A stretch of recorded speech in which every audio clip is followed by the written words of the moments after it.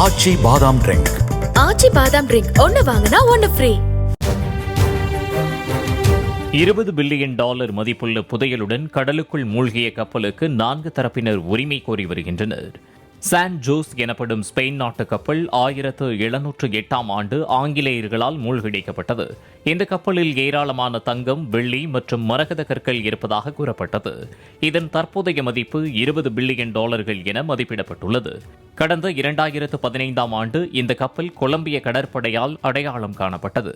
தற்போது இந்த புதையலுக்கு Spain, America, Colombia மற்றும் ஒரு பழங்குடி குழு ஆகியவை போட்டி போட்டு வருகின்றன.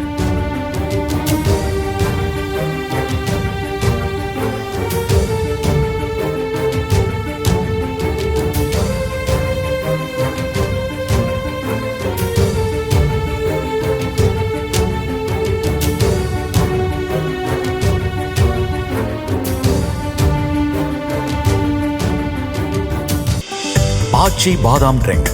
ஆச்சி பாதாம் ட்ரிங்க் ஒன்னு வாங்கினா ஒன்னு ஃப்ரீ.